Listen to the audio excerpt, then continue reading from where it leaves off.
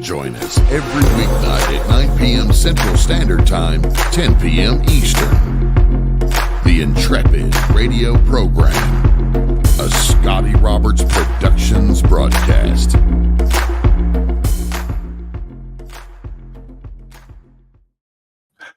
Do you think it's a good thing to have non-citizen suffrage rights? You know what that means, suffrage? Remember women's suffrage back in 1919? That was for women to have the right to vote. Do you think non-citizens should have a right to vote in our elections in this country? Ask yourself that question as we go into tonight. Welcome, folks. I am Scotty Roberts, and this is the Intrepid radio program right here on my podcasting on my YouTube channel. That's youtube.com/Scotty Roberts. If you don't know how to get here, if you're hearing this somewhere else. Now, the reason I think it's good to come over to the YouTube channel, if you're anywhere else, our Facebook page, our Twitter page, or X, I guess you could say, our Patreon page, our Instagram page where we're broadcasting live, and all of those places. And also, by the way, on Rocky Stucci Media, we are broadcasting live. If you would like to join the chat room where your chats will be seen and you can see everybody else's chat, come on over to my YouTube channel, youtube.com/Scotty Roberts. And if you're over in this YouTube channel, just look down below the screen there somewhere. It's a little join button. You can join this channel, help support it. And also, you can just become a member. Cost you nothing. So everybody, welcome tonight. Glad that you're here. And Roger Rabbit says right away in the chat room, you should be sent back to your country of origin and await the proper legal process of citizenship. Damned straight, Roger Rabbit. I don't know why that's so hard. Now, yes, we can as a country offer asylum, refuge to people who need it. But what about some of the people now? I can't cite specific examples. I can't tell you names or anything like that. But what I do know in general is that there are some that they have tracked that will come into this country 15 years ago, 10 years ago, 5 years ago, claiming that they need refuge in the United States. I think some of the specific cases they've been tracking just during this last administration, in the last 3.5 years, there have been people that have been coming in. They claim asylum. They need political refuge. And yet they travel back to their home country. They have traveled back, some of them 15 times to visit family. Then they come back. Then they go back and forth and back and forth and back and forth. Does that sound like somebody who is running for safety and refuge from a country that they can no longer live in? No. So this kind of stuff is going on. That's a general type of an argument that's used when you look at some of these cases. However, it's stuff that goes on, and it goes on a whole hell of a lot more than we think it goes on. And yes, what can I do for you? You said I could talk about Disney today. We did not talk about that all day, so I assume that you weren't going to do it tonight. So if you want to come back in a little bit, like by the time I end this first part of the show, this is my little girl, Ellery, wants to do a radio show, has been bugging me for a week. She wants to do a radio show on Disney with me. And so I've heard nothing about it from her all day today, so I assumed she didn't want to do it. Well, I assumed that you remembered. You assumed that I remembered? Right. I can't remember what I ate for lunch. So why don't you come back in a little while? At the end of the show. By the way, familial interruption number 1 for tonight. Near the top of the show. How about that? I'm coming back in about all right. Excuse me, folks. Sneezing on air. That's the way we roll here. And I'm going to drop this big banner and maybe put on our little, I like to call it my proscenium arch. Boom. Right there. There we go. So, everybody, what do you think of this? Do you think that this is something? I'm moving off of citizenry now, and immigration, but onto citizenry for voting. Do you think that we should have a requirement that says you need to be a United States citizen to be able to vote? Now, the reason I bring that up is because just today, the House of Representatives in Congress passed the SAVE Act. Do you all know what the SAVE Act is? I will get you the exact acronym, what that means. It is it starts with safety. I can't remember it for some reason. The SAVE Act, the SAVE Act, the SAVE Act. Where the hell is it? Somebody find that for me if you're faster than me. The SAVE Act is to safeguard American voter eligibility. The SAVE Act. That was passed today. It was passed with 221 Republicans, or it was actually 215 Republicans and 5 Democrats voted for it, and 198 Democrats voted against it. You didn't see a single Republican voting against it. Now, why is that? Why would the Democrats want to not have a bill that says you must, by law, present your proof of United States citizenship in order to vote? I would think that would be common sense. Did you know that's already a law? Right here. I got to see where I have this up here. Who can and cannot vote? This is from USA.gov. Who can vote? And you have to learn these requirements, especially. So, what if somebody came up and asked you, "Hey, are non-citizens allowed to vote? Are the Republicans just blocking them because they're mean and cruel and don't want to give them more than they already give them?" So, who can vote right now in the United States? You can vote in a U.S. federal, state, and local election if you, one, are a citizen of the United States.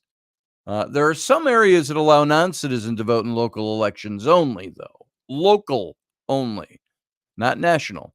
2, you meet your state's residency requirements. 3, you're 18 years older or older before Election Day.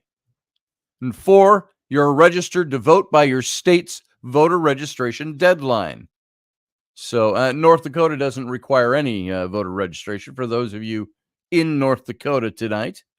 Now, who cannot vote? Non-citizens, including permanent legal residences. You can have lived here for 18 years as a permanent legal resident and be a non-citizen and still not be allowed to vote, even though you pay taxes. You must be a citizen. You cannot vote in federal, state, and most local elections if you are a non-citizen. Some people can't vote after being convicted of a felony, or if they are currently serving time for other types of crimes. Rules are different in each state, and you have to check the guide from the Department of Justice to see what fits and understand the laws in your state. And I think it all depends on the severity of the crime as well. And there are certain crimes that qualify and certain that don't. Some people who have a mental disability may not be able to vote. You can learn about that. The rules vary by state. State governments, folks. U.S. citizens residing in U.S. territories cannot vote for president in a general election. Did you know that? If you're a U.S. citizen and you reside in a U.S. territory, you can't vote in the presidential elections. So all you can do is check with your state or local election offices for any questions about who can and cannot vote. It's that simple. It's that easy. JP says they introduced a bill today banning Congress from trading stock on things that they basically have insider info on. Damn, that is that's another very good thing. But Pelosi is glad she's at the end of her tenure in Congress. The Pelosi's and others has been criticism for years that they have benefited from insider trading. How can somebody who makes whatever the salary is for a U.S. senator, a representative, how does she and her husband have millions of dollars that they've earned on the stock market? Where do you think she gets her information? So, yeah, too bad for Guam, Sarah Yusuf says about the voting. Now, I think it's if you are a resident of, if you are in the military and you're serving on Guam, you're technically not a resident of Guam. You're a resident of your hometown, and you can vote. You can vote that way, but the citizens of Guam can't. So, yeah, I'm glad that they are banning Congress from trading stock. Well, they've at least introduced the bill. If you're in Congress, you cannot trade stock on things where you have insider information because of all the stuff and the junk that runs through Congress. This is how Nancy Pelosi got rich. So, and everybody knows it, and she doesn't deny it. She just doesn't talk about it. She denies talking about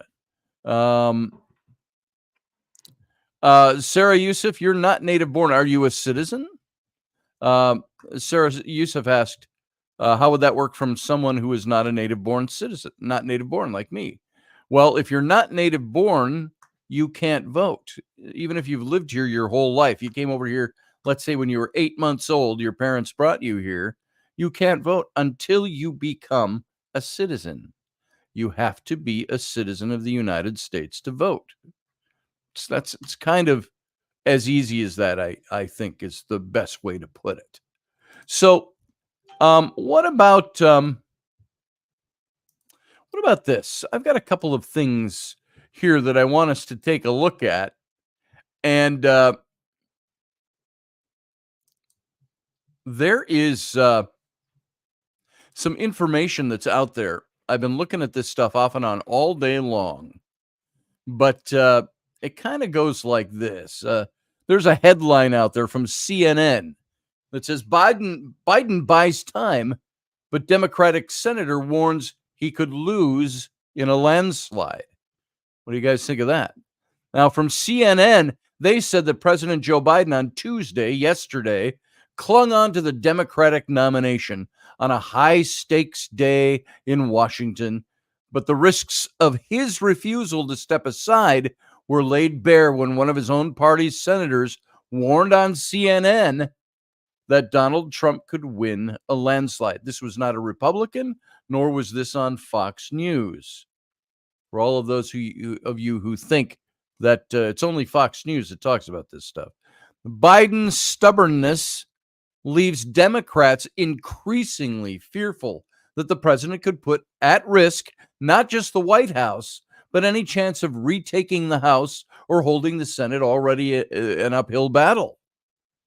And I put out a post the other day that on my social media that said basically, do you think that the Democrats care about the health of Joe Biden and his state of mind? And do you think that that is their primary concern when it comes to Joe Biden? Or do they just care about winning the office? Now, yes, the party cares about winning the office. We know that much already. Both sides are that way. But do the Democrats want Biden to step down because they care about his health? Or is it because they think he can't beat Trump? And that's the only reason. In other words, would the elder abuse of Joe Biden continue if they thought he could still pull out a win for the Democrats in November? And so they drag him kicking and screaming across the line. They'd help him win any way they could. And then I guarantee you, he would not be in office. If he wins, he would not be in office for very long. And Kamala Harris would then be the president of the United States. However, the Democratic Party does not want Kamala Harris. Kamala, however you say it. See you. Familiar interruption number 2. So if Kamala Harris becomes the president of the United States, that's not something the Democrat Party wants. They don't want her in office as the president. They don't want her running as president. Do you know what they do not want to do right now? They do not want to see Kamala Harris step up in place of Joe Biden. But you're going to start seeing inklings of that they're going to try to keep pushing her. And they've done that this last week, and it's not gone very well so far. They know that they would lose miserably if Kamala Harris ran in place of Joe Biden. They can't pull the plug on Joe Biden. They can't just install another candidate. So what's going to happen? If Joe Biden drops out of the race, they could replace him, maybe with somebody better. Let me be totally objective for a second and say maybe the Democrats have some great people in the wings that would love to step up into that candidacy and take that role. I know we've heard a lot about Gavin Newsom. I personally don't think he would be a good presidential candidate. I don't think he'd make a good president. He's slick. He looks like a polished Hollywood candidate. I don't like his policies. Just look at the way California's run. And I'll stop right there. But do you think that the Democrats, despite not agreeing with whether you agree with their political philosophies or not, do you think they have good people that could be candidates? I think last time around, Tulsi Gabbard could have been a good candidate. She was a Democrat back then. They pushed her out. What about Robert Kennedy Jr.? You may not agree with everything about him, but the Democrats pushed him out, and that's why he ran independent this time. There are all kinds of candidates who would be a much better candidate than Joe Biden, or definitely better than Kamala Harris. They say her numbers are worse than Joe Biden's. That's hard to believe, isn't it? Remember last time she ran in their own primary, their own Democratic primary, Kamala Harris got less than 1%. Her own party rejected her last time. Then Biden brings her in as his vice president. Why did he do that? Because he was doing the woke thing and making a play for the DEI stuff and showing I'm going to appoint a woman of color to my vice presidency. Well, that's fine and all fine and good. But if that is your main criteria, you're missing out on, I am going to appoint the best possible person for this position. I'm good. If it's a woman of color, fantastic. If it's not, fantastic. We need the best possible person in the role. It's not what he did. And so what you'd end up having is somebody that's not really, I even heard some Democrat pundits saying she is not presidential material. And this is where it starts falling apart for everybody. So you've got the Democrats are kind of between a rock and a hard place right now. They don't want Joe to run because, as they're all starting to say one by one, Joe is not going to be able to beat Donald Trump. And if they're not going that far, they're saying Joe is not going to be able to serve 4 more years. He just doesn't have it in him. Was the big thing that a reporter got on tape in the last couple of days. Stephanopoulos, where Biden had his big interview with Stephanopoulos the other day. And this was supposed to be the big thing to show that Joe was ready and that he could do the job. And Stephanopoulos was kind of saying he won't make it 4 years. And I don't know if it was caught on tape or it was very low key. It was somebody caught him on the street outside and asked him the question, "What do you think?" And it was being recorded. And that's what he said. You got guys like George Clooney, who threw the big gala for Biden 10 days ago, 2 weeks ago. The big thing where Obama had to take Joe by the wrist and lead him off stage at the end. After which Karine Jean-Pierre, the White House press secretary, said it's all fake videos. Well, that wasn't faked. It was taken from too many different angles, and it's obvious. But George Clooney, who threw that gala and stood next to Biden on the stage, he's come out in the last 2 days and said, I gotta turn, not 2 weeks later, I gotta turn things around. He did a 180.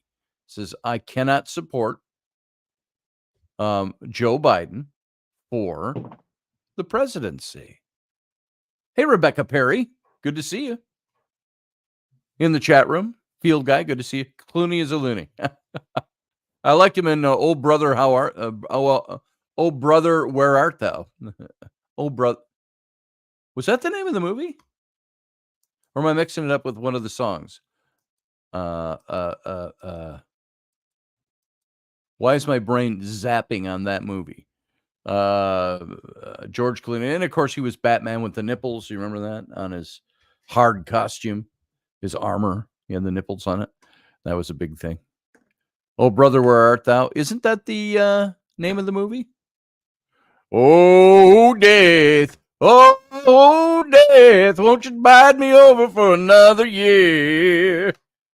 That movie. Well, they're doing all those great songs. Anyway. But now Clooney's saying he's not against him. And you notice how everybody who once supported Trump, who is a celebrity or somebody high up and all, they all have to go into these big, lengthy preambles about, oh, Joe, I always loved Joe, and Joe's a great guy, and he's always done this, and he's done so much for our country, and he's done this and that and the other thing. Oh, and I can't support him anymore because I don't think he'll last another 4 years. I think that became very evident, and it's become more and more evident this last week as Biden is fighting it. And I even heard Donald Trump say the other day, he was being interviewed by somebody, and I couldn't tell you who. This was just in the last 2 days. And he said something about, he says about Joe Biden stepping down. He says, I kind of feel for him. He says, who would want to lose the presidency this way? He says, I feel bad for him that he's going to be removed and he's going to be forced to step down. And he says, who wants to go out that way? And I thought that was pretty big. So let's go on with this.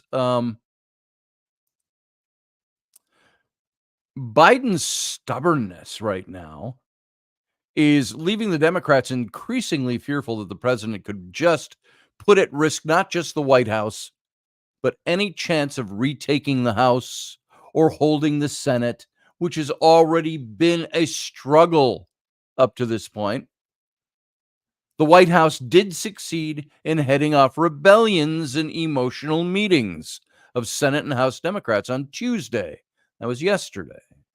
But even some members who back Biden expressed reservations about his tactics and capacity to run a winning campaign.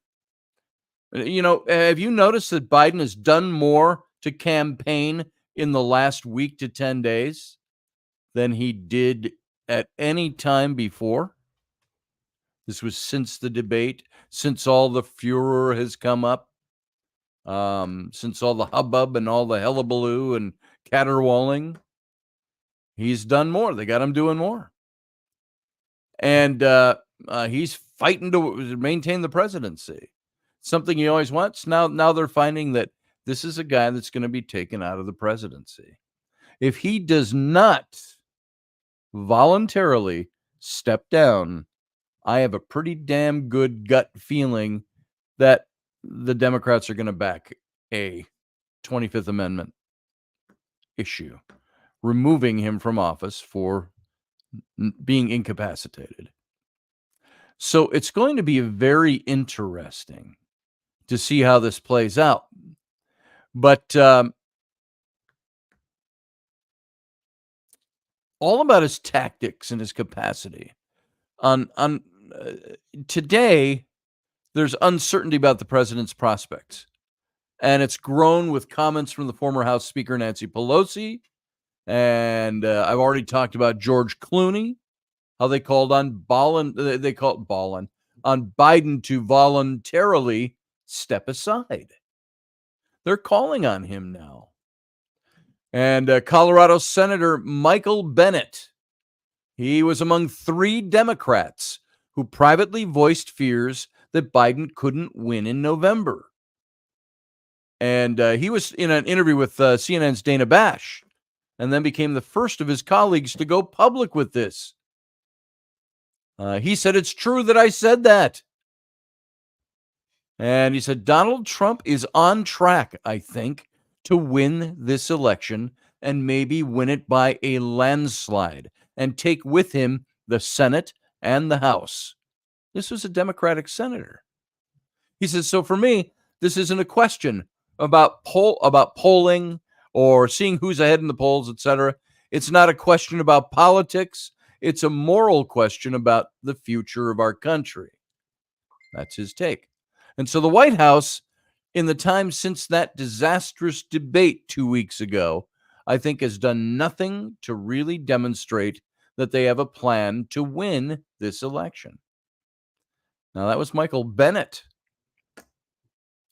Bennett's remarks don't represent the public position of all Democratic senators, but there's no doubt that the debate and its aftermath have created deep concern in the party.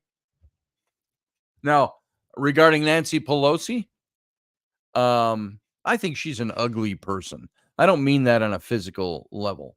I've watched her for a long time. She is ugly. She's the one who tore up Donald Trump's State of the Union speech behind him on the podium because she was Speaker of the House. She tore up the written.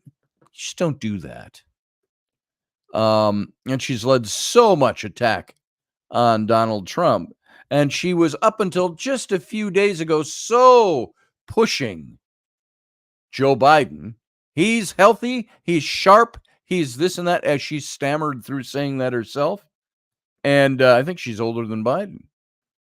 And the problem is, what we have seen coming from the Democrat Party on this is, I would be less, people say, well, do you want a man in office who was convicted of 34 felonies? And I say, yeah, back that one up a second. Look at what he got convicted of, why there were 34 charges that became 34 separate convictions.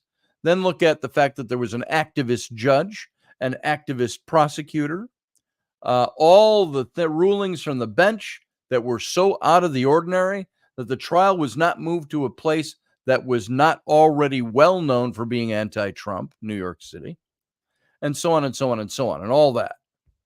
Yeah, Trump's a few years younger. Proving one thing, John Piper. John Piper said in the chat room, Trump is just a few years younger. Proves one thing. It's not Biden's age that's the problem. It's Biden's cognitive capacity. I got to tell you, my dad is 84 years old. My dad is sharper than Joe Biden. My dad still goes out and he works on his anvil, making weapons. He drives his bulldozer, tearing down his old shed he's been working on, and building a new one, and stuff like that. My dad,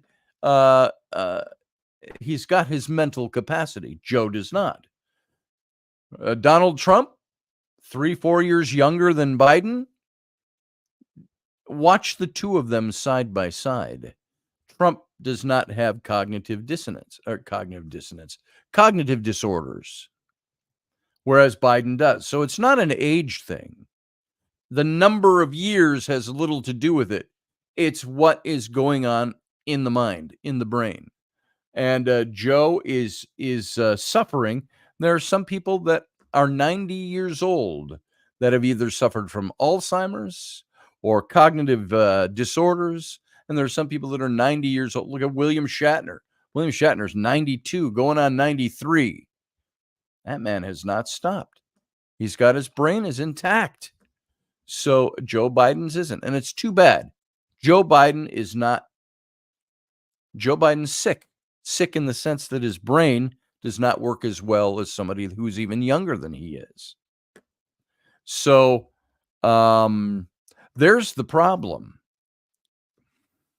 So in a remarkable interview, Pelosi referred to the anxiety among members when she appeared to suggest that despite Biden's insistence, he's going nowhere. The issue of his spot on the Democratic ticket was still uncertain. It's up to the president to decide if he's going to run. We're all encouraging him to make that decision because time is running short. That's what Pelosi said. I want him to do whatever he decides to do, and that's the way it is. Now, that's what she says publicly. Knowing Nancy Pelosi the way we do, there's probably a totally different story behind the scenes. Now, that's my guess. You can't quote that as fact. You can quote that as knowing what she's like, there's probably more to it than that. And in a remarkable op-ed in the New York Times, Clooney turned on the president after appearing alongside him at a fundraiser just a couple of weeks ago. So it's devastating to say it, but the Joe Biden I was with 3 weeks ago at the fundraiser, said Clooney, was not the Joe big effing deal Biden of 2010. He wasn't even the Joe Biden of 2020. He was the same man we all witnessed at the debate, Clooney wrote. We're not going to win in November with this president. And he warned, that was his warning to everybody, adding that the lawmakers he's spoken with privately shared the same view. Now, I don't know why lawmakers are talking to George Clooney. Because he's a celebrity. So, William Shatner make a great member of Congress. Sure he would. I don't think he'd do that with with the time he has left, though. I've heard Shatner recently talking about he's focusing his time now on getting ready to die, which is very sad to hear. And he didn't mean that in a dark, morbid way. He just says, I know it's coming. It'll be knocking on the door soon enough. I'm 92.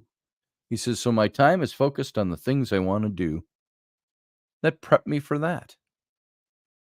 So the last 2 weeks, especially, folks, have really weakened Biden's standing in a party that's already unenthusiastic about his campaign.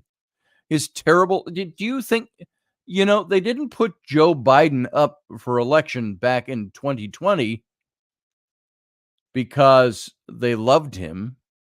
They put him up because they thought he was the only viable old-time Democrat that could beat Donald Trump. And of course, there's still questions as to whether he actually did or not. Trust me, everybody says, wow, look at all the lawsuits. They all get turned. Trump lost all these lawsuits and quit. No, he didn't lose any lawsuits. He had lots of judges on different levels that either wouldn't hear the case or sent him back to a different court. So he's never lost a case on this yet. And there's a lot of information still out there. So it may be irrelevant at this point, but it's going to be a point of history someday.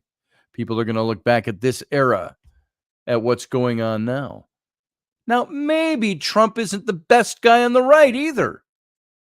There's some people I would rather see running for office. No offense to Donald Trump, who I support, but I wouldn't mind seeing a younger 35 and up I'd love to see somebody like a Tulsi Gabbard. I'd love to see like a DeSantis Gabbard ticket or a Gabbard DeSantis ticket or a whatever. People don't like DeSantis either for their reasons. Same reasons I don't like people on the left. But there's got to be, I think after this round, after this election and this next term, we're going to start seeing the shift back to, we've got to get away from, at one point it was the Bushes and then the Clintons and then the Obama stuff and all. If we can push all of that garbage behind us and move into something. Wouldn't it be nice to step out next time into some fresh air and go, we've got somebody new. Not that I disagree with Donald Trump, because I don't on most things. But also, whoever he puts in as vice president, he needs to be doing things and have that person in the limelight enough that the public is already seeing him set up for the next term. And the Democrats should be doing the same thing. Give people something to look at and say, yeah, that's what I want next time, whether you're a Republican or a Democrat. Right now, there's not a lot going on with the Democrat Party. They've got to completely change gears, and they want to do this 4 months before the election. You know why they're doing it now? Because they can't play the American people anymore. The American people got a first-hand dose of Joe Biden. You know when this all started? Pretty much as in the large scale. Biden did the debate that he challenged Trump to, because all along they've been telling Joe Biden that you're a god. You're doing this. I don't think Joe Biden has any idea what's actually going on, or he would not have done what he's done. And some of his stances are so different than they used to be when he was younger. Like I've said many times before, I disagree with Joe Biden politically and ideologically, but I feel for the man only because you take all the crap we think we know about him and his private life and all of this stuff. Pull that out for a second. None of us knew any of that when he started running last time, or it was so buried in the narrative. Nobody really knew that. I was saying back then, Biden has served his time.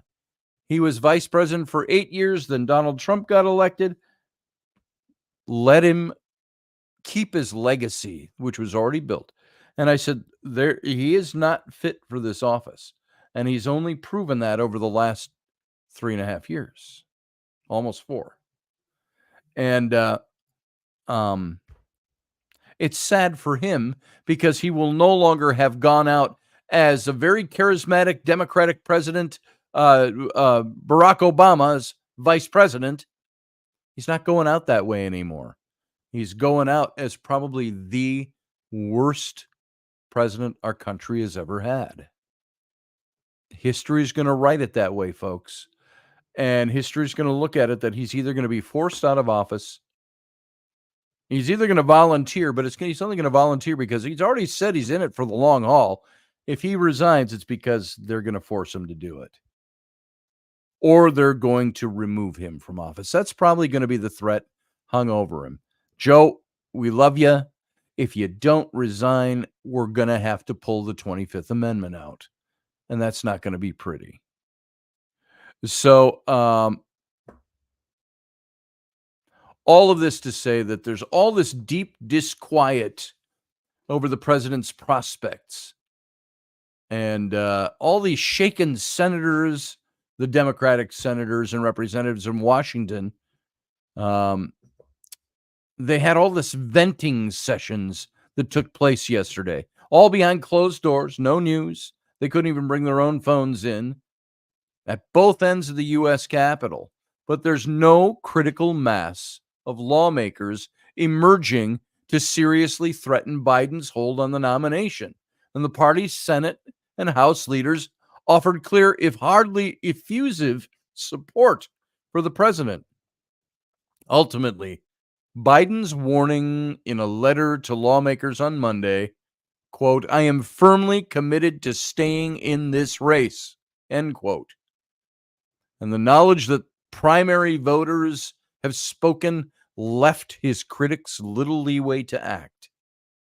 Pelosi on Wednesday morning again implied that the question of the Democrat ticket was not closed. And she advised Democrats, just hold off. So on and so on and so on. And another Democrat, Representative Richie Torres, offered this stark warning to CNN about the potential down-ballot effect of Biden's reelection bid on Wednesday. And not just CNN, but all the other networks that are interviewing these guys. He said, if we're going on a political suicide mission, then we should at least be honest about it. He said there has to be a serious reckoning with the down ballot effect of whomever we nominate. That's what Torres said. Biden's going to face a fresh test on Thursday, tomorrow, when he holds a solo press conference at the end of the NATO summit. Any slip-ups or confusion is going to rip off the fragile Band-Aid that's already gotten wet in the swimming pool that Biden has flexed on the dam of the Democratic Party support. It's already being said while he held his own at NATO during his speech yesterday that he was already showing signs of everybody gritting their teeth and white-knuckling it through to make sure, is he going to make it? And he almost slipped up a couple of times, and they're like, whew, whew, whew, whew, whew, whew.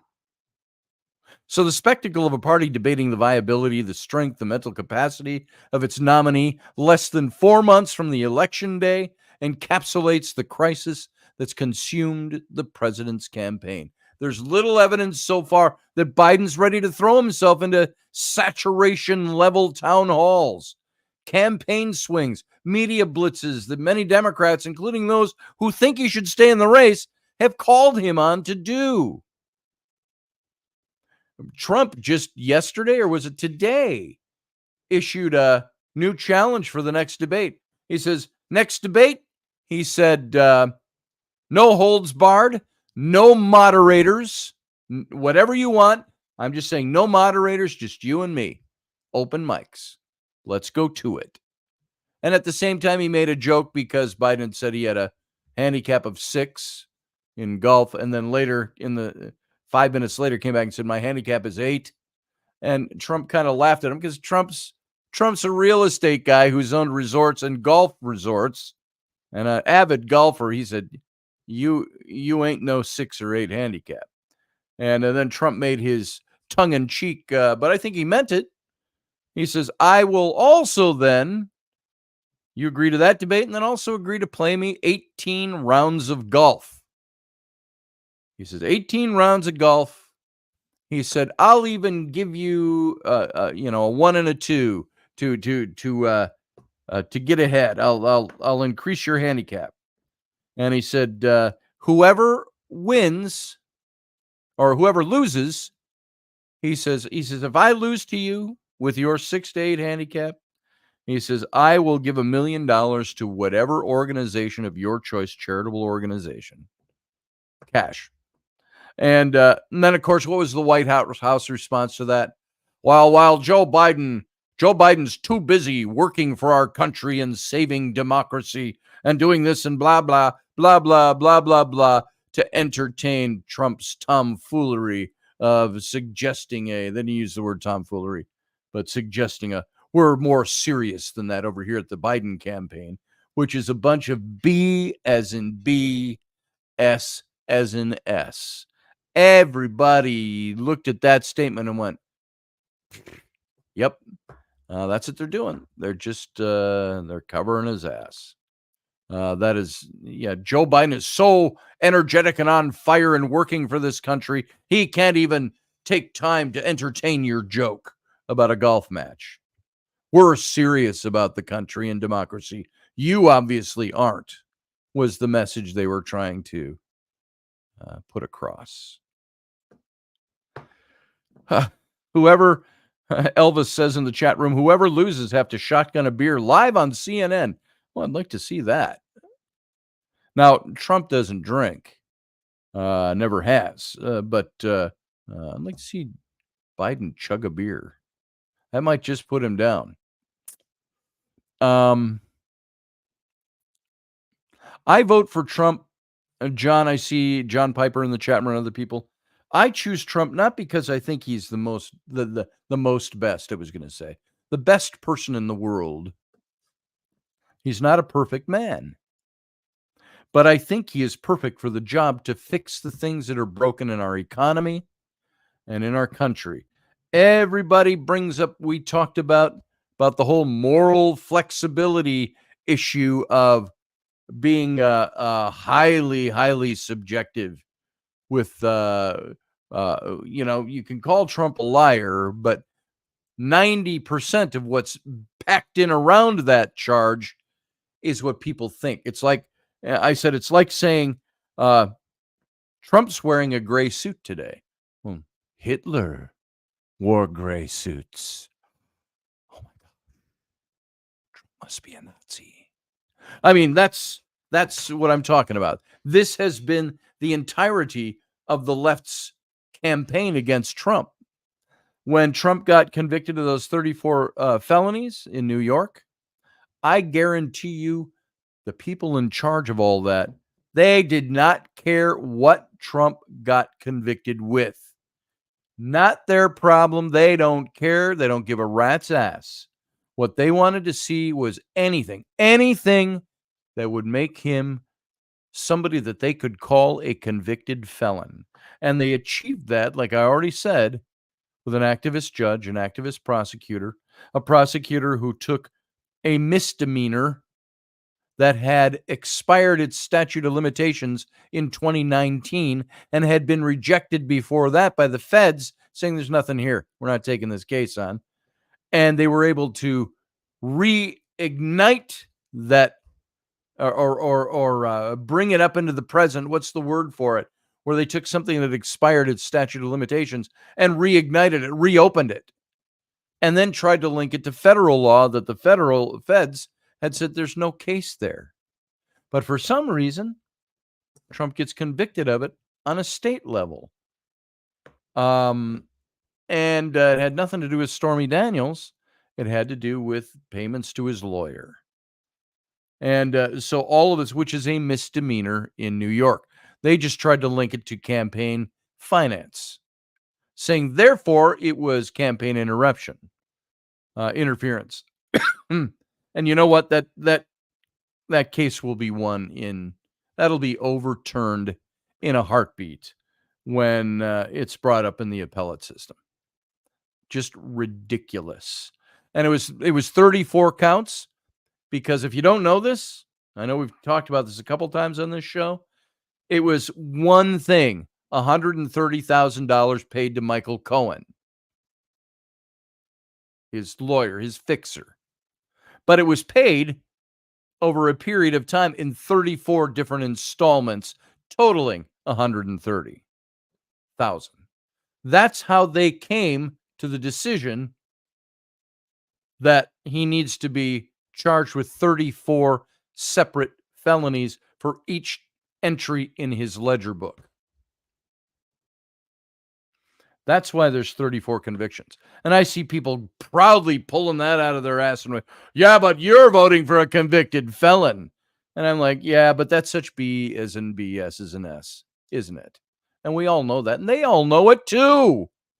They're hanging onto the shreds of that, hoping that doesn't go away. Well, it's not going to go away before the election. But you can see how effective that was. You know why it was ineffective?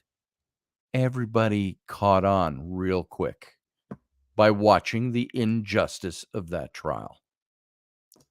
Like I say, I've had some discussions with some people that have come to me and said, you shouldn't be talking that way because people are going to think ill of you.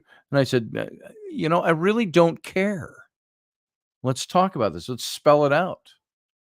And once I spelled it out, they didn't want to talk to me anymore about it, interestingly enough. So I did it all in writing, too. It's not like we were in an argument. I said, okay, I will see your case, but here's why I think.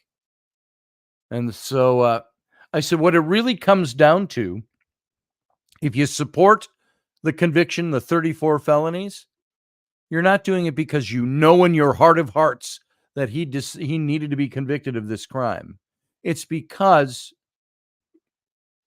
you're partisan. That's the only explanation. Because this should never have gone even to court. And there's so many things I listen to people say that are so partisan.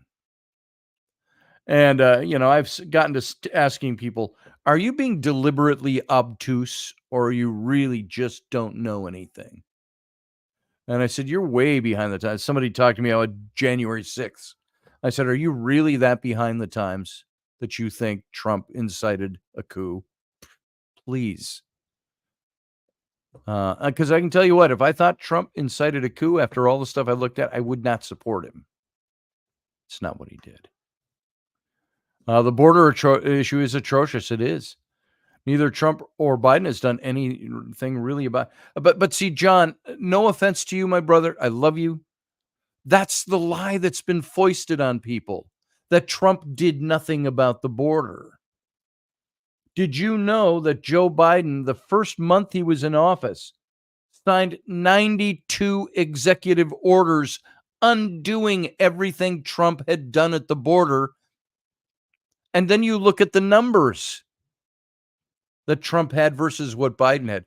Biden has had over 19 million people enter through our southern border illegally. Most of them lost in this country now. Trump didn't have anything like that in his numbers. And Trump had a very stern border policy. The remain in Mexico stuff, and I couldn't even cite them all. All I can tell you is that it took 92 separate executive orders on Joe Biden's part in the first few weeks he was in office to undo everything Trump had done to make our border secure on the south. And the whole thing about children in cages, that just comes to mind, that existed under the Obama regime. And Trump discontinued that. He had legislation passed to discontinue that. It's just ridiculous. And Americans have been sold a bill of goods.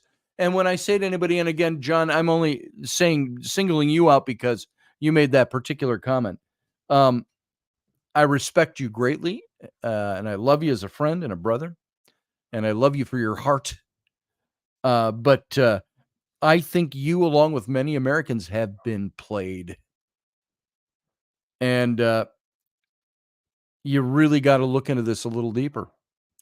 And hopefully this show helps. Yeah, it's shocking how many. Amanda, you're absolutely right. Amanda Berry says, shocking how many. Do you know that the number of people that have come in through our southern border in the last 3 years is greater than the number, than the population of many of the states in the United States? That's like importing 2 to 3 new states worth of people into the United States. And now they're moving to try to, the left wants to grant amnesty and allow non-citizens to vote in our elections.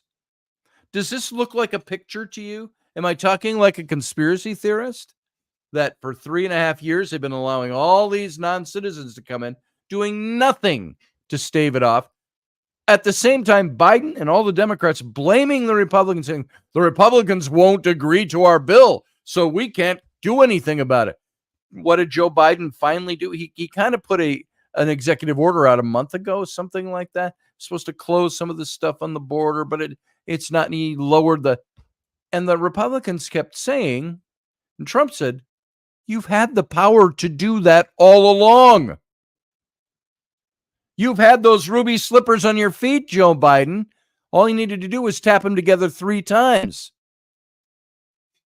He didn't do it. But they used this to blame the Republicans for not doing anything when they wanted the open borders because they wanted all these people coming in. Biden has had the power of the executive order since the day he first sat down behind the Resolute desk in the Oval Office to close the border down.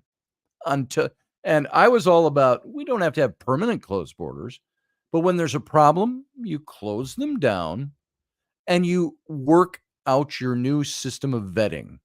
If that means nobody gets across our border for 6 months, then they don't get across our border for 6 months or however long it takes. Could be less than that.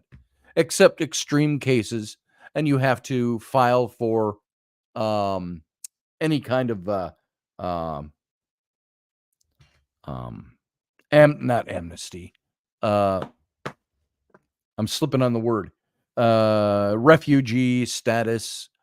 You have to file for that from outside the country. So, yeah, there has been a huge problem at the border. Amanda says, can I ask Scott, what are your thoughts on if Trump wins, what will the Israel-Palestine situation be and surrounding nations, Lebanon, Syria, etc.? Well, I think Trump has been in the same boat as Biden in the bare essential facts. Initially, Biden was in support of Israel, and he says he still is. But Biden wants to play both sides, so he's also pro. I think what Trump is going to do, and I know he's come right out and said what he's going to do, and I just don't have it at the top of my head. But what I know of Trump is going to say, what was Trump doing in the Middle East before his term ended? The Abraham Accord. Was it the Abraham Accords? The Abraham Accords. He was bringing those people together to say, we've got to do something in this world to stop you guys from throwing rocks at each other. And Trump's going to be hard. He'll be hard on the Palestinians, and he's not anti-Palestinian state. I will tell you that. But he is more pro-Israel than he is pro-Palestinian state. What Trump, along with many people, even like me on the right, maybe the Palestinian people have some kind of rights that need to be looked at, some kinds of possibility. Did you know Israel 17 times have offered Palestine the right to agree to them to having their own state? And all of those times, 3 of them just since last October 7th, the Palestinians have rejected it. Israel has given Palestine 97% of what they've asked for. Hamas is the problem. Hamas is the ruling body of the Palestinians. And it's funny how they have a ruling body when they don't even have a country. They never have had a country. Israel did not occupy their country. Without getting into that issue, I think Trump is going to do everything he can to settle that issue down. Some people who believe in biblical prophecy and things like that say, well, he's not going to be able to do it. Well, even Carter did it with Anwar Sadat. And who is the prime minister of Israel? I see Menachem Begin. They signed that historic peace treaty. Brought tears to my eyes at the time. I was in high school. And Sadat was assassinated because of that. And so other people have, Nixon did some things. Carter did some things. I don't know what the other presidents have done per se. But I think that Trump will do everything in his power to work for a peace. It won't be a lasting and perfect peace, but it's going to be a peace that says stop the fucking killing. And what has Trump said? The same thing he said about the war in Ukraine. He said, I will stop this war in 24 hours. And I think he means it. And, all the critics are saying that's because he's in Putin's pocket. No, I think it's because Trump said Trump does not like bloodshed. He does not like war. He started no wars. He was in the office not during any time of wars going on that we were being drawn into. And he said, I will stop this because I do not want there to be war, especially with our allies. Yeah, there's a lot of questions to be asked, Amanda, that's for sure. And so Trump doesn't want that. He wants there to be peace.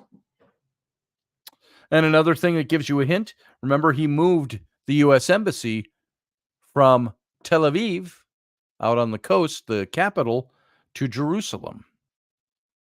That shows a lot of support for the Jewish state. He did that during his term. So, I want to get back into this whole thing about, the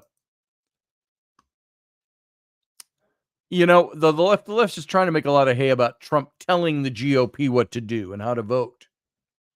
Well, yeah, he is. He's expecting to be back in office. He's saying, look, if you support me, this is where I want you to stand. Any president would do that from the desk if he was sitting in the Oval Office. He's just not in office right now. He's running for it. And he says, this is the policy I'm going to take. And so Trump told the GOP to pass this SAVE Act today or go home and cry yourself to sleep, he told them. The SAVE Act is this Trump bill that was passed today. It's a Trump-backed bill that would require proof of citizenship to vote in federal election. And why in hell would anybody in government in this country not approve of a bill that says you have to be a citizen to vote in matters that regard this country? A citizen. I see you, Sean Stroik. You're here. By the way, Amanda Berry, if you're just in Facebook, come on over to the YouTube channel so everybody can see you and you can see everybody else's comments. Now, former President Trump published a screed on yesterday, warning Republican lawmakers that they have no choice but to pass the SAVE Act, warning our whole voting system is under siege. And the Safeguard American Voter Eligibility SAVE Act would amend the National Voter Registration Act, requiring states to obtain proof of citizenship from voters for federal elections and purging non-citizens from voter rolls. Now, what's it take to prove you're a citizen? Well, a birth certificate. I happen to have a couple of different things that show that I am a citizen of the United States. I got one of these. I got a passport. My passport, you can't get one of these without being a citizen of the United States. Boom. There it is. There's my passport. There's my old picture in my passport. This thing's going to expire this next year. I got to be careful. I've also got with that passport, you know what I got? I also got hang on, it's coming out of here. I got this card. It's my passport card. See that card? That says I have a passport and that I am a U.S. citizen. I can prove it. Now, if I didn't have either of those documents, you know what I could do? I could go pick up a copy of my birth certificate at the Vital Records and prove my birth is my natural birth and I'm a citizen of the country. Boom, it's that easy. Oh, I'm telling you, if it took your birth certificate to prove you're a citizen that so you could buy cigarettes or alcohol, everybody'd have it. Oh, but it's a national election. We should be able to do this electronically and blah, blah, blah, blah, blah, blah, blah. Yeah, if you don't have birth control, you're screwed, field guy, for the next election. So, Republicans have to pass the SAVE Act. This is what Trump said. Or go home and cry yourself to sleep. I love the way he says that. That was like when he was in office and they had negotiations going on with the Taliban or somebody in ISIS. And Trump came in the room and he says, if, and I don't remember which situation this was. This was somebody in government that's telling this story, his favorite story of Trump. He says Trump just came in and he got on the screen with this guy along with everybody else. And he told him, you'll do this. You will stand down and you let us do our job there.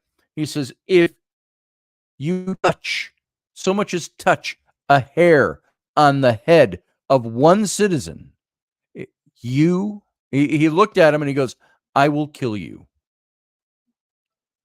And then he picked up his phone and he dials something in and he holds it up to the guy. And he says, look at that. He says, you know what that is? You should recognize that.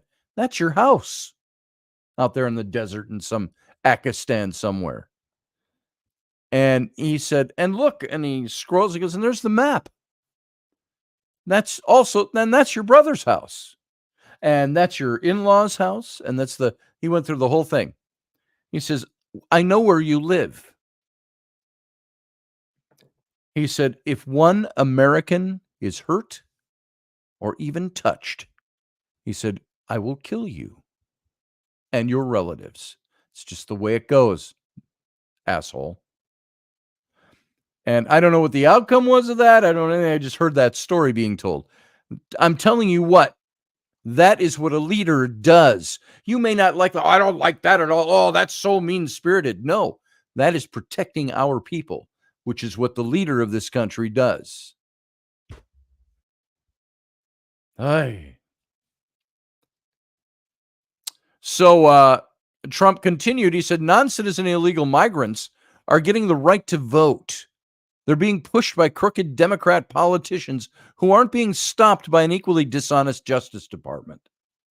And under the legislation that was passed today, voters would be required to provide proof of citizenship via IDs and documentation such as a passport, a government-issued photo ID showing proof the individual was born in the U.S., military IDs, or a valid photo ID, as well as documentation showing proof of citizenship, such as a birth certificate, the legislation states. And the Democrat leadership is urging its House members to vote against this in a lead up to the vote, saying it would place an extreme burden on countless Americans in order to vote. Oh, boo is in boo, who is in who. Bunch of big crybaby dumbasses.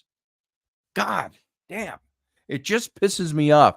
The Democrats, it's going to be such a burden for Americans to get proof of their... Shut the fuck up. Just pisses me off. So the Dems can't win on their policies, said Trump. The only way they can win is to cheat. And they do it at every level of government, and they do it well. That's how they got an incapacitated moron like Joe Biden elected. That's what Trump said. Called him a moron. Incapacitated moron. The Justice Department is corrupt and won't do a thing to help. They have no shame, he went on. If the SAVE Act is successfully passed through the House, which it was today, it faces this uphill battle in the Democrat-controlled Senate. Now it's got to go through the Senate. So it could get quashed. Even if the bill overcame the upper chamber of Congress, President Biden has vowed to kill the legislation if asked to sign it. So all the work to get it passed, Biden could just veto it. Now, here's, by the way, the other thing. It made me think of this because I was thinking, unless he's out of office by that time. But, meaning removed from office. If the Democrats, another thing, they're behind the rock and a hard place, between the rock and a hard place. If they say Biden should be removed from office, should be removed from running again, and they replace him as a candidate, does that mean they're going to remove him now? If they're saying he doesn't have the ability to lead after the election, should he win, why does he have the ability now? 3.5 months earlier. So they're going to be faced with the constitutional, not a crisis, but something they're going to have to do constitutionally. If they ask him, if he does not step down voluntarily, they are going to have to remove him.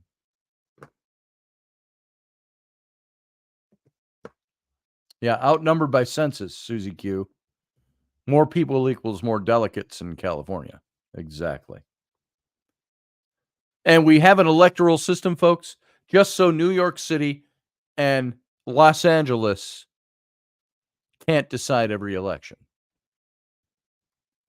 So Trump ended his message with a threat to pursue election fraudsters at levels never before seen if elected in November, saying such individuals would be sent to prison for long periods of time.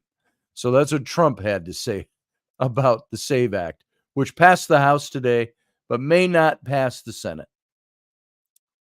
So, and there's so much more I've got up here on this.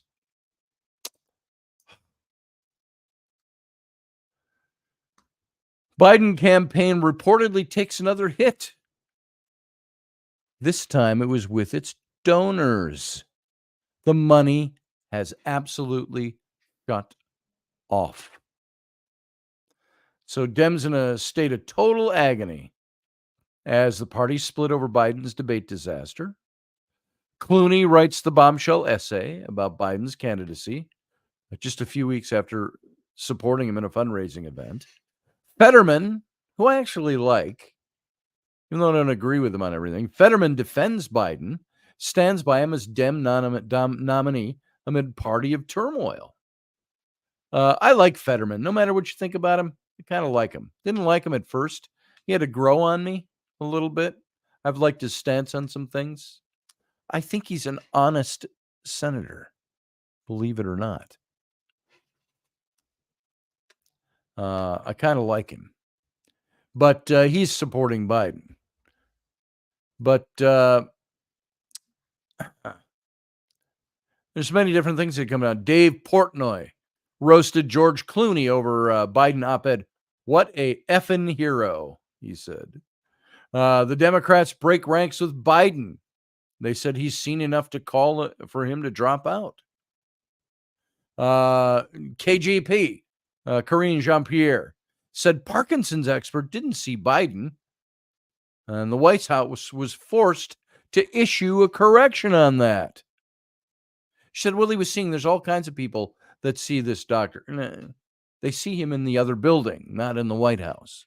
The only one he sees in the White House is Joe Biden.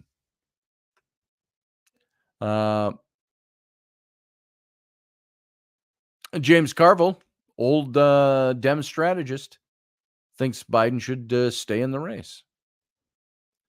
There's a judge that sides with the doctor suing MS. Oh, that's something totally different. I'm looking at a different thing. So all this stuff is out there. The Biden campaign, the spigot, the financial spigot from its donors has been turned off. They have no more money coming in.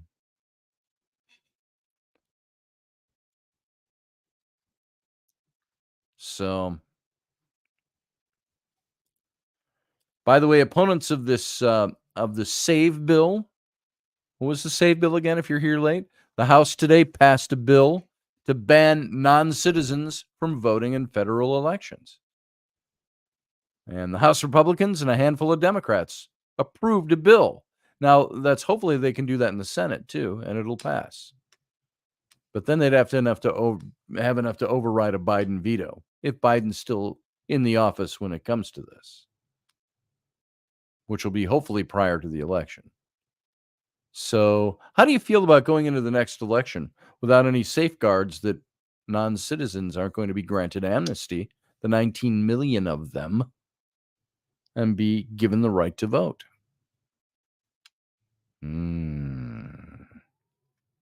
Biden's vowed to veto the measure. Opponents of the bill say its core idea, establishing non-citizen voting as illegal, is redundant, and they argue that its provisions will more likely lead to U.S. citizens being denied their right to vote than to preventing votes by foreign nationals. You know what? I'd rather see a few Americans that are lazy and don't want to go get the right kind of ID they need to get, not be able to vote, than to see millions of non-citizens given the right to vote. Speaker Mike Johnson urged the House on the House floor that legislation is necessary because non-citizens have voted in U.S. elections despite it being illegal to do so. He says it's necessary. Even though it's already illegal, this is happening. In May, Johnson told reporters a couple of months ago, "We all know intuitively that a lot of illegals are voting in federal elections, but it's not been something that is easily provable. We don't have that number." And he's saying this legislation will allow us to do exactly that. It will prevent that from happening. And if someone tries to do it, it will now be unlawful within the United States. Boom, boom, and boom.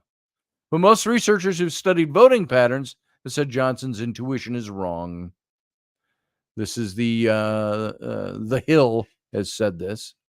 One study by the Brennan Center for Justice found 30 suspected, not confirmed cases of non-citizen voting out of 23.5 million. Yeah, you know what? I don't buy that number. That's a skewed number, by the way. Trust me. These guys can do what it seems they can do whatever they want to do. Advocates say that the bill would make it harder for some U.S. citizens to register to vote, and it would purge more citizens than non-citizens from the voter rolls. I think that's negligible.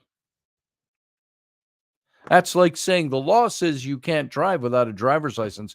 It's going to be more Americans not able to drive because they don't apply for a driver's license. Then it's just ridiculous. It gets old, doesn't it?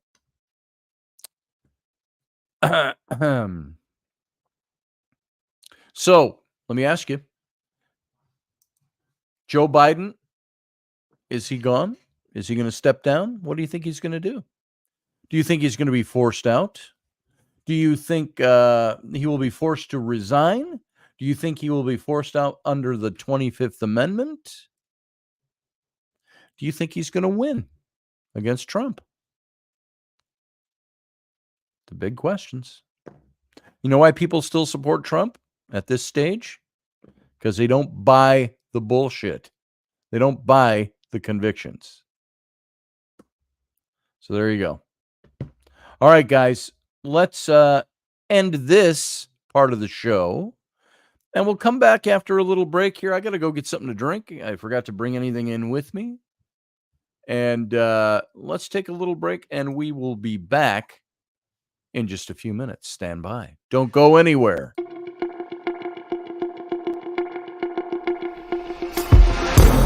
The Intrepid Radio Program with Scotty Roberts.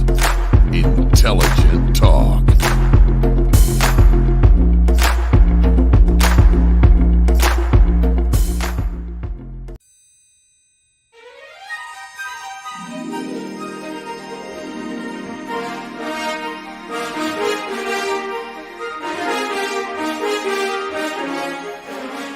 Hey folks, this is Scotty Roberts, and this is the Intrepid Radio broadcast. I've been broadcasting for about 20 years now, covering such topics as science, politics, the paranormal, weird science, weird world history, archaeology, and the paranormal. Everything from ghosts to cryptids to creepy things that go bump in the night. So every week I bring you 3 new episodes. Come and join my channel and also be a patron to this site. So see the details below, and we'll see you here.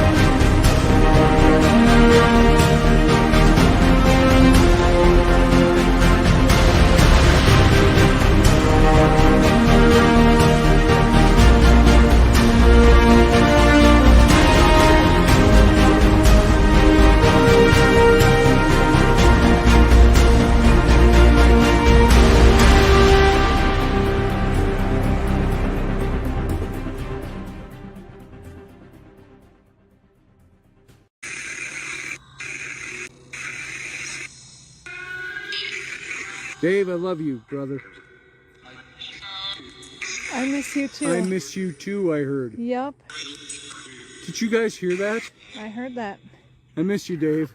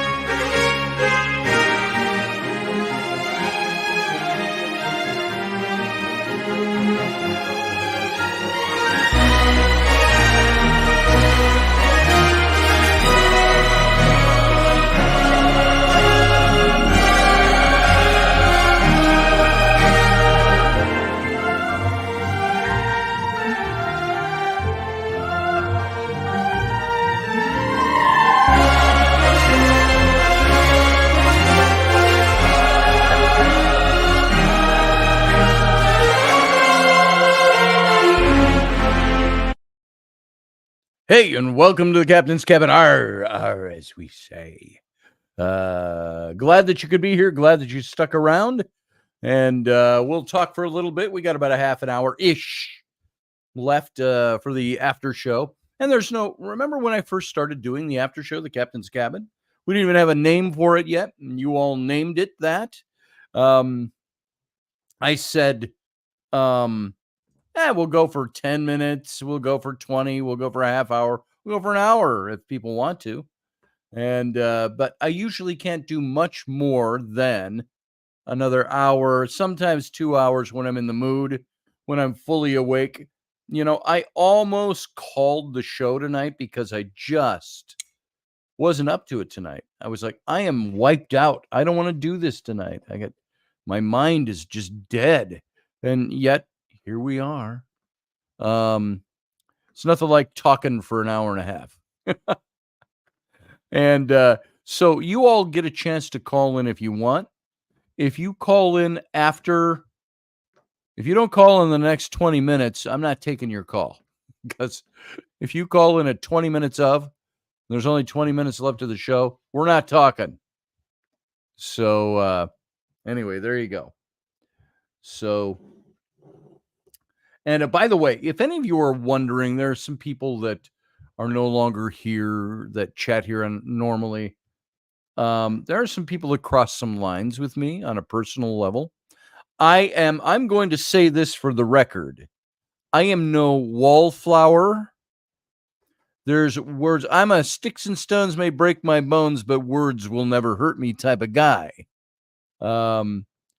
You can hold whatever political belief you would like, whatever stance on anything you want. You have a right to express your mind on this show, on my social media, in debates. However, you've got that right to do whatever. Hey, you don't know me, Mom? Good to see you.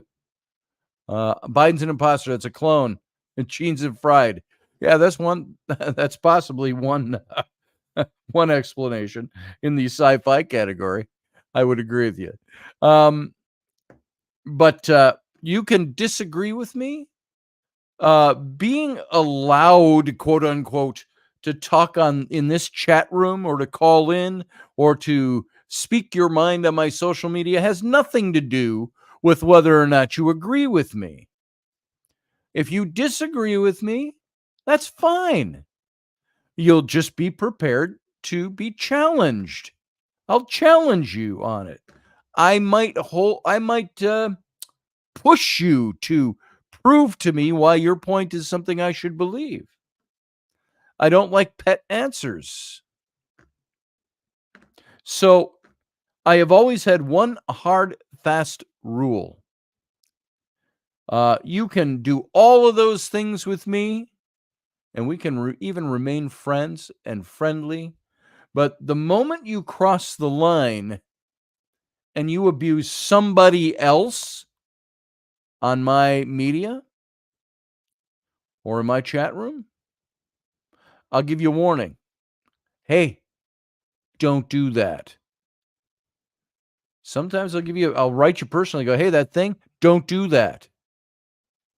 It's a bad taste. I won't put up with that. If you want to argue with me, but don't do that thing again. And I'll tell you one thing's for damn sure. If you insult me, big fucking whoopee deal. I don't care. You insult my wife or attack my wife or my children, bye. I don't have time for you. And that is a line in the sand for me. And somebody insulted my wife. And I talked to them about it. I said, hey, and now you know my wife. Rainey doesn't come in here and hold these really strong positions. She's got to get on her social media and talk about it and all that. But she said something in a long post that I had going. And somebody wouldn't give her the time of day. Somebody that knew her, knew me, and treated her very poorly. And her response to that person was, you know what? You're rude and you're kind of uneducated. And then she left it. And then she said, then I went back in and I erased it because I'm not going to leave that on your wall. I said, you can say whatever you want. But then this particular person, I brought it to their attention. They didn't want to do anything about it.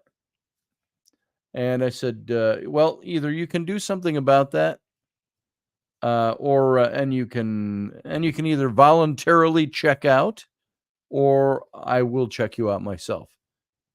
And the statement was made to me, yeah, go ahead and make me. So, bye. So if you're missing certain people, you probably won't see them here again. You'll have to find them somewhere else. And I'm sure they have their side of the story. I don't really care what their side of the story is. Doesn't matter to me. Lost their opportunity when they insulted my wife. All right. What do you want to talk about? Yeah, you. What? What do you want to talk about? Well, what are you here for? I don't know. Just to talk? Huh? I could pinch your leg. Oh, spider bites. What about Disney? What did you want to talk about Disney? I don't know. I don't know. You came down here and wanted me to force you to talk about Disney, but you don't know what you want to talk about? What's your best? What do you love about Disney? What makes you like Disney? The castle. The castle? Oh, you're talking Disney World, not just Disney like an entertainment company. Do you like Disney movies? Yeah. All right. Do you like, you hang on there, Fieldy. I'll get to you in a minute here. So when you want to talk about Disney, what is it that you would like people to know about Disney? Or what do you want to ask them? What do you want people to tell you about Disney? I don't know. You don't know? What would be your question? If you're coming down here to talk about it, what would you want to say? What up there is shining? Oh, I see what it is. Oh, do you know what the Disney movie The Castle was based on at Disney The World? castle. Oh, what was the... Hey, do any of you know what the Disney castle was based on? At Disneyland or Disney World? World. Both, isn't it? They're both the same castle, aren't No, they? they're not. They're not the same castle? No, they're not. Really? Yeah. Are they based on two different things? Yeah. Do you know what they both are? Well, they have to guess first. Okay, you got to go. I wasn't asking you to tell me. All right, guys, you guess. What was the original Disneyland castle based on? No. And what was Disney the World. original Disney World castle based on? What do you think? Here, no, you stand up like that. That's, I know sitting is more comfortable. You're back there. You look small and diminutive. Let's, you're up in the good light here. Yeah. Yeah. Sleeping Beauty, Susie Q said. Sleeping Beauty is That the was the Disney World castle? Yeah. Yeah, she sure is growing up, John Piper, isn't she? And I'm going to give away a secret. It's not her real hair color. I'm just saying that to say she's got hair that's more along the lines of Rainey's color, naturally. And she just wanted to do, there it is. There's her real color. Wow, that almost looks like you live in a trailer park, honey. Let it get down to about here. But then she wanted to color it pink, so she put the blonde in it. Looks more blonde on the camera, doesn't it? So,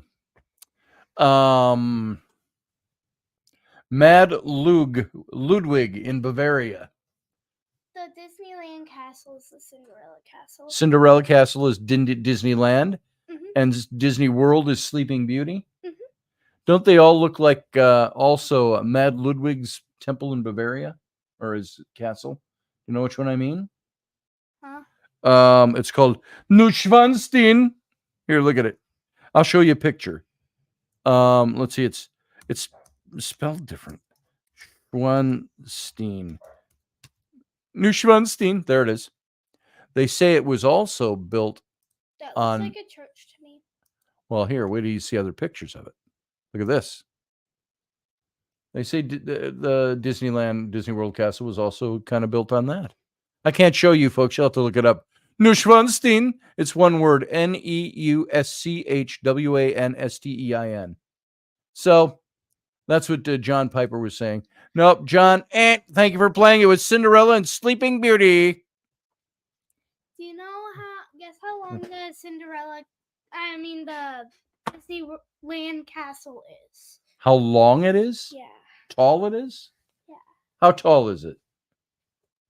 What? How tall is it? Guess. 18 I feet. have to guess. Okay, how tall is the Disney World or Disneyland Castle? The Disneyland. Disneyland Castle, the old one. How tall is it? Well, frankly, Disney World Castle is getting old too. I think it's about 50 years old. It was made in 1977. Mm-hmm. 3 years short of 50. Google it, says No. John H.R. Piper. I know how long it is, but they have How to long guess. is? You mean tall? Yeah, like how tall. It'd be long if you laid it on its side. That's long. That's length. You want height. How tall is it? You tell us. It's 107 feet tall. 107 feet tall, folks. They made Walt Disney made like an illusion because they didn't have enough Come just a little closer to the. because they didn't have enough money to like make it really tall. Yeah. They didn't have like enough money for that. So they made an illusion where when you look up at it, it looks really big, but it's only 107 feet tall. Isn't that kind of like they did with Hogwarts Castle? Remember that at Disney World? Or was that Universal? Universal. Remember the Hogwarts Castle? No. What? Oh yeah, now I do. From Harry Potter? Yeah. I Yeah. remember. They did that the same way. It's a forced perspective up there. It makes it look absolutely enormous. Stein or Stein? E-I or E-I? I don't know. Stein. Stein. The horse said in Frankenstein. Whee! Yeah, that's right. Frau Brucker. I can't do that anymore. My throat. So let's bring in Field Guy, because Field Guy's sitting out here. You don't see him. You just see his little fleur-de-lis. I have a fleur-de-lis. There he is. Field Guy, how you doing? I'm okay, I suppose. You suppose? I Yeah. would only suppose you're okay. Yeah, because I'm probably still getting over stuff a little bit, but Like relationship or... funeral-wise. Oh, funeral stuff. Yeah, I hear that. Mm-hmm. I get it. I Yeah, understand. it is what it How is. did that all go? Pretty good, I think. You know, Yeah. except for one little detail they forgot to put in there. What's like- that? When this was like a new mausoleum thing, and when they built it, it was on the bottom. They forgot to put wheels in it, like to slide a Yeah. coffin in. They forgot Um, about that part. Oh, oops. So what did they So- do? Two people had to climb in there and They had pull to the whole manhandle it. thing the length of to get it in there, Put that up there. all the way in the back. Oh, boy. And then it took them about a good 20 minutes. Yeah. Those things are heavy. So I Yeah. told Rainey just again the other day, and I told all my kids, I said, when I should die, I said, don't put me in a coffin. And not that I'll care, but don't go to all the trouble. Just have me cremated, have me put in a box that you can set on the mantle or go sprinkle somewhere, or just get rid of it. I said, it doesn't matter to me. So make it easy. And people will know I've passed. So there you go. There's field. You can be a tree. Yeah. Rainey said she liked that idea. She said, what Mhm. about this planting you as a tree or at the roots of a tree or something, a sapling? Yeah. I said, do it. Do it. That'd be very cool. Taxidermy me. I want to be taxidermied and set up in the living room. Funny thing is, where If this I died, you could have me stuffed like animals you see at the museum. No, Have me stuffed, and I can stand in the living room like this. no. no, you got to be a coffee table. Oh, yeah.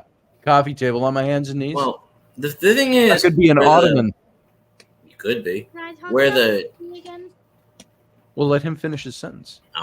where they have the church and the cemetery across the street is a taxidermy place. Nice. Oddly enough, which is weird. And then across from that's like a big golf resort. So I'm like, okay. By the way, John Piper says the castle at Disney World has a secret apartment for Walt and friends. Do you know, I just found out, I knew that there was something about an apartment there where you could stay in there, Yeah, but you can't make reservations. It's you- by invite only. Is that what you were going to say? Did I Yeah. steal your thunder? you have to get invited, Here, stand up but here. you have to have like cancer or something to get invited. Yeah. No problem. I'll get a case of that. It's not like you have to have cancer to be invited. It's yeah, but it's kind of like that. It's like for Make-A-Wish Foundation. I'll get around that rule. I'll just tell everybody instead of a Pisces, I'm a Cancer. There you go. How they Well, it's gonna all check? about getting invited by the hierarchy at Disney World. So, yeah, you should stand up next to me here. So, that's the evil only way Lord to play Empire. there. John Piper says no. Was it something different that you meant, John?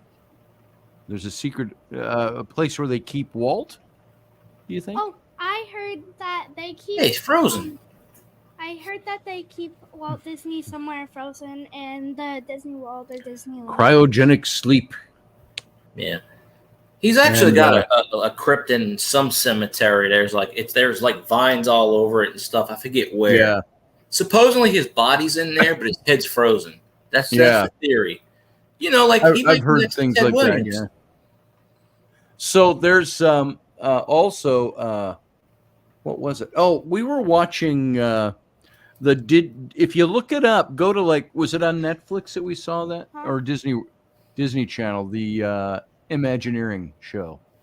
Behind the Attraction on Disney Plus. Behind the Attraction on Disney Plus. If you've got Disney Plus, look it up. Look up Disney Imagineering.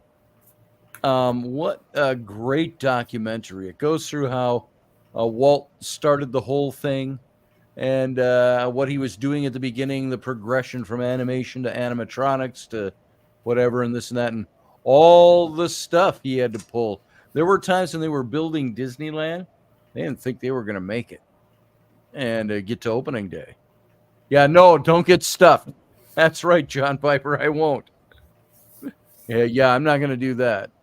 You can plant me I told Rainey, though, we did decide on that. Cremate me, and then she said, what about the tree thing?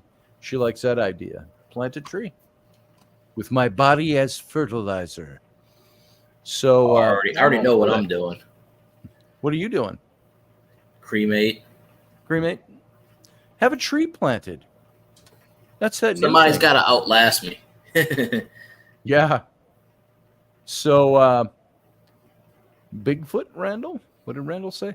Back home, we got a taxidermy man. He's going to have a heart attack when he sees what I brung him. What did you brung him, Randall? What'd you bring him to stuff? Quint said that in Jaws. Oh, he'll have a heart attack when he see what I brung him. Interesting. So, what you doing? Knocking on my head. Why? It's It's like, is this a trick question, Dad? I'm knocking on my head. All right. Well, oh, and by the way, I saw all your comments on Gene Wilder. Susie Q, I love Gene Wilder too. I was sad that he's passed, but He's been gone. yeah, He's been gone, what, 10 not years? too long. No, not 10 years. I think it's only 2-3 years. I don't know. I think so. Let's see. Hold on. Find out real quick. He was not at the cemetery Hey I was Siri, at. when did Gene Wilder die? Gene Wilder died the 29th of August 2016 at age 83. Oh, you're right. 2016. It's been a while, yeah. It seems like it wasn't that long ago for some reason. Oh well. Mhm. So, Let's see. yeah, the Hogwarts castle. She just picked up this little book. I think this had to have come. Remember the little model I had of Hogwarts that was over here? Yeah. Oh, there it is. It's up there. There's one of the towers comes off. It had to be. It was separate when I got it. Is it still sitting there? The little tower, or is it glued on the top? The pointy tower. One of them passed away recently. There you go. It plays, Here you go. I can't remember his name. Oh no, there's one that goes on here. The thingamajig one. I don't know where it is. Yeah, we got this little model, this mini model. You can see by the size of my hand. It's a little mini model of Hogwarts. And I thought it was pretty cool. The castle from Harry Potter, and there's a little spire that's missing Mr. now. Pothead? And this was just sitting here. The little book that came with it. It's sticker book. Is it stickers? Are you sure? Hey, Randall, we're suing YouTube. You can fight the fight. They still haven't reinstated my video. I'm very disappointed. I put an appeal on it. See. They're still looking into it. What video you're talking about? It's some chat I did 3 years ago. It was like a 30-minute video. I don't remember what it did. They said it was the medical misinformation nonsense. I don't know what I said. I went to click on it. I watched it.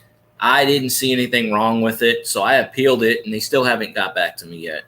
Yeah, when they got to start getting personal about their stuff, that's like, oh, we got to go. The guys, you know what? It's like know what your machine work is doing. They said, oh, a human may have watched this, but the thing is, it's been up there Right. for YouTube for 3+ years. They wait that long before they go back and take stuff. Yeah, well, I've got some things that go back 3 and 4 years. I was getting hit up almost every day with some new infraction from YouTube for music that I used in the opening of the show as the background music to the opening. Oh, because of the bagpipes. I remember you said that. Yeah, some of those. There was some piece I used. They got me on like 30 times. Twitch got me on that. I was playing random songs from YouTube, and I must have played about 40 songs. The first 38 songs had no copyright. It was the last 2 songs that pulled copyright on me. And I'm like, really? Because I played like the greatest hits of Pink Floyd. It had no copyright. I play a random song that no one's ever heard of before. Boom, instant copyright. And I go, what? It was weird. And I've several times I've had to every time I played that little Exodus thing, the cartoon showing the land of Israel and all of that. Oh yeah. Every time I have played that, YouTube hits me with a copyright. I'm like, do you guys keep no records? Do you not make a note of the things on my account? And they don't. It's actually not YouTube. It's that third party. I can't remember the name of it that does it. It's something with an H. I used to say it in videos all the time.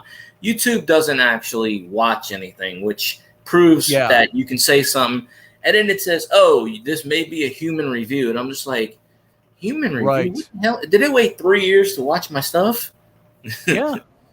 I mean, do you know how many times I said the word YouTube sabotage in a video? Right. I'm doomed. And that's the thing too. They come out and they get you for things that are really old, and it's like, come on. Yeah, it's 3.5 years you've changed ago. your rules since then, so you're going to go back and dig through all my junk. That's what they do. Yeah. I mean, I got to So- take it as an honor that maybe somebody actually sat there, watched this, and go, No, I they think just set up the bots to pick up certain words, and mhm. it's ridiculous. I don't know what I said, honestly. I couldn't tell you. I mean, I watched it a couple of days ago, but my brain's kind of shot from the funeral and stuff, so I don't remember shit. But And as you know, because I've said it too, they'll come up and they'll say, you were spreading medical disinformation. And I said, well, I listened to that. I didn't find any medical information at all. What are you referring to? And I did get them at one point. 3 times they got back to me, said we reviewed it again, and I said, well, I still cannot find. I said, will you cite the spot in the video where you found my medical misinformation? They can't. they did that for me. They put timestamps on it 4 different times, and I watched all 4 times, and I didn't say a damn thing. That's why I appealed. But you see, if you're monetized, you can actually speak to someone. When you're not monetized, they don't give a rat's ass about you. That's why they're going to push it back, and I won't see it. But if you're monetized, they will get back to. They have gotten back to me a couple of times. Oh yeah, they won't. They probably won't even. They'll just ignore me, and that's fine. If they want to take it down, whatever. I'm not getting any monetization from it because who's going to watch a 3-year-old? I didn't do a topic. It was just me chatting like I am now. So So I don't really care. They go, oh, it's not a strike. It's just a warning. You may not have known. Well, if they can do it to one video, well, they can do it to many more. Yeah. But And I don't like that either. And it's like somebody put out a meme that it was directed at Facebook, and it doesn't matter. They don't care. But somebody put up the little infographic meme that says, hey, Facebook, from all of us out here that are users on Facebook, we just want you to know that you can stop editing our stuff now, or holding, or what's the word I'm looking for? Censoring our stuff, because you're not a publisher, you're a platform.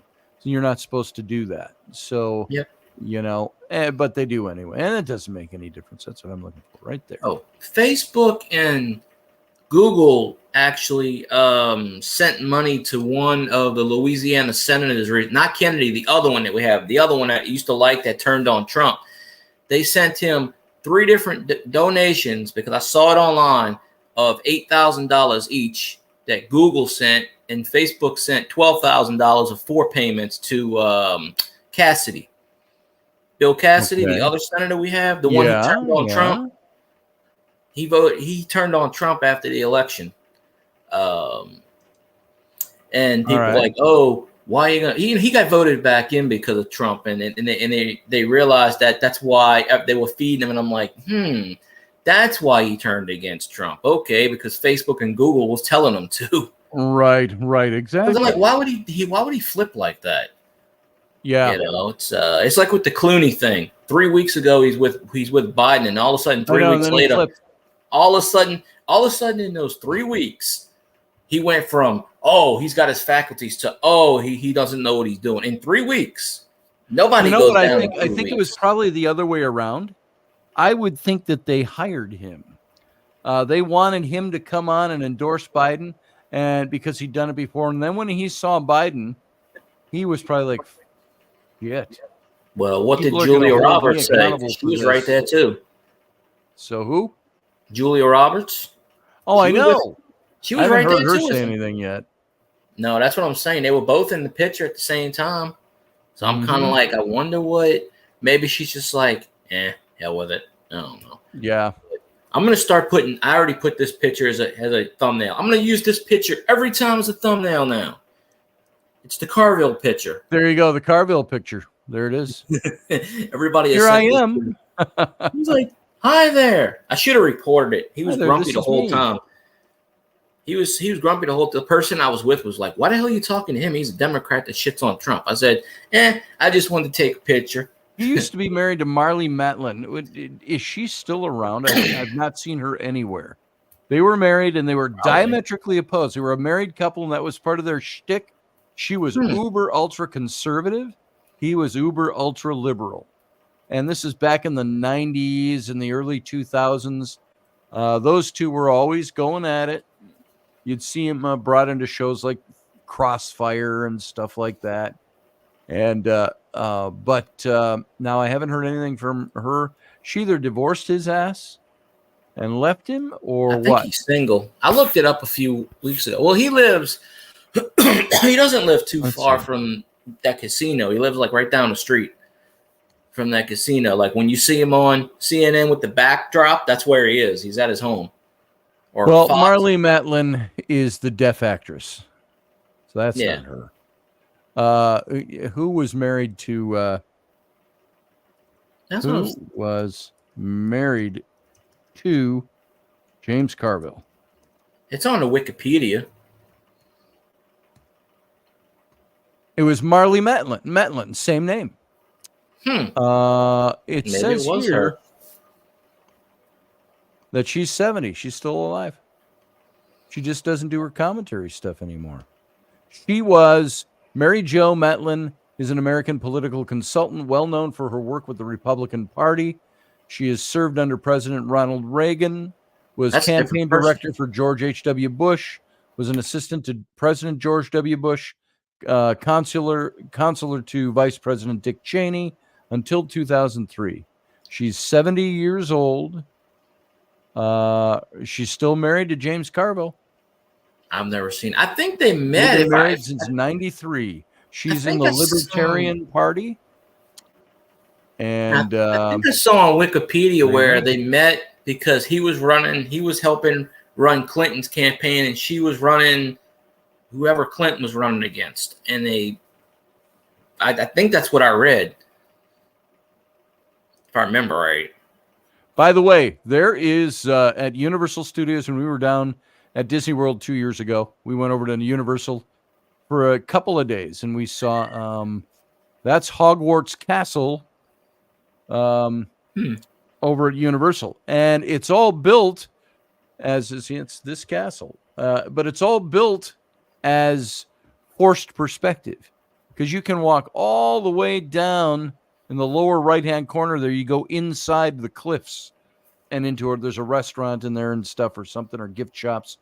But you look up at this thing, it's like, holy crap, they built a whole castle here. And the bridge goes all the way around. You see it from kind of the other end of this. Hold on. Excuse me. Bless you. So it's pretty cool. But that's a picture I took. We got a picture of Rainey and I am standing in front of that. And you can go stand on the bridge, and it's a great shot. Looks like you're looking over the valley at this castle over there. And it's Which very one is cool. that in? Florida or California? This is in Florida. Oh, too close to my uncle's house. Anyway, good night, John, if you're still out there. So yeah, it's a cool place. You walk in there, and it's just so huge that you think you're there. It makes it feel like you're there. It's the same with when they do Galaxy's End with the Millennium Falcon sitting there. It's very cool. So Maybe one day I'll go to that. it's a lot of fun, man. See, my uncle worked there for 30 plus years. He was a security guard. And, I could have got in. If you know a relative, you can get in for free. But Oh yeah. I just never went. So, but My you still son- got to pay everything, though. My son was in heaven at Galaxy's End. I mean, he loved that place. Which And, one, Flynn? Yep, Flynn, and seeing the Millennium Falcon, and there's Nine from Hogwarts. So, but yeah, so yeah, it was a pretty cool place. They're like, where is Harrison Ford? He's supposed to stand right here. Yeah, really. I wonder if they paid him like $1 billion, would he actually stand? They'd probably tell him to go, you know where. Yeah, really. Because he don't care. He's like, I don't care about money. Right. He's right. really grumpy lately. Well, I think He he's old. is. Well, he's an old man. Yeah. He's the same age as Biden. Yeah. So- He's jumping off of stuff. I still haven't seen that Indiana, that last movie, but I don't know. It's on Plex. I It's can worth see seeing. it. But I really liked it.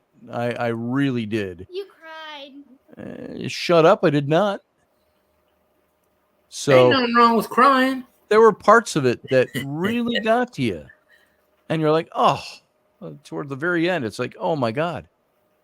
And I can't say what it Hey, is because it gives Susan. it away. I did the show where I gave away spoilers, but if you guys haven't seen it, you need to see it.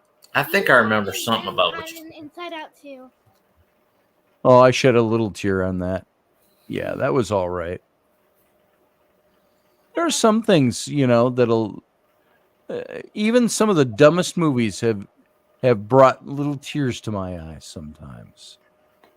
So, Yeah, there was one movie. I'm trying to remember what it was, and I just kept like feeling sad. And I'm like, why am I feeling sad? This is a movie. I know. But some things will just like, I don't know. It's crazy. Yeah. But I mean, I haven't seen anything lately like that. I don't watch too many movies anymore. Oh, I think the last time, well, I did go to the show twice this year, so that's usually that's good enough. I seen the Ghostbusters movie, and then I saw the that was pretty good. and then I saw thought they did a good job with that. and then I saw the Kong versus Godzilla movie. I haven't seen that one. That was pretty good. They got Mothra in there, so I mean, Oh, that's cool. yeah. It's not. I don't really get the whole premise of it. It's kind of weird. If I explained it, you'd be probably like, you'd have to see it. That's weird. But- Yeah. Yeah, I know what you mean. But I mean, it revolves around like the way the movie ends. It's like they got Kong underground in like ancient Earth, and then they got Godzilla is for some reason in the Roman Colosseum. I don't know why. He sleeps in the Roman Colosseum. I don't know.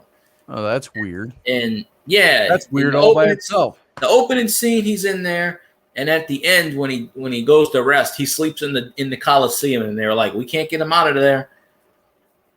We That's his can't favorite- get him out." That's his favorite place to sleep." But it revolves around like the girl of the tribe. She's like the last living descendant on the Skull Island. Yeah. What is that? Hearts? Yeah. Ah, You can do that as tattoos when you're older. see, I can't draw. I have a bad skill. That's her just drawing on her leg. Look at that. Turn this way. There I you think go. I see stars too. Yeah, there's stars and No, there's not. flowers. Flowers and junk. So, It's better when it's up close. I'll show you one more picture There you here, go. and then we're going to have to pretty much get around to calling it for tonight. But here is Galaxy's End with the Millennium Falcon. Let's see. It's loading up. As soon as it's loaded, I'll put it up. I've never mastered how to do the picture-on-picture thing. I've never done it. It's got to be a PDF to start with. There you go.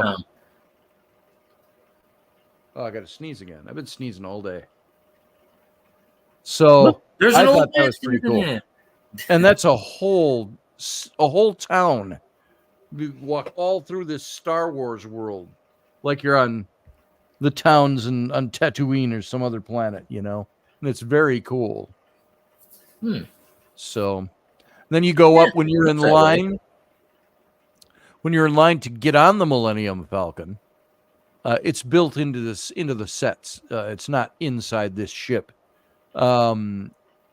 You get through lines, and there's up behind the Millennium Falcon there, you can see that there's a section kind of in the middle where there's the windows, and it's got hatches that are kind of flipped open against the wall back there.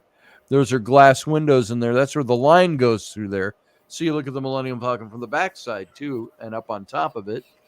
And then it all goes wheeze back into the fake mountain there, and you're inside. So is it connected to the building or the mountain or?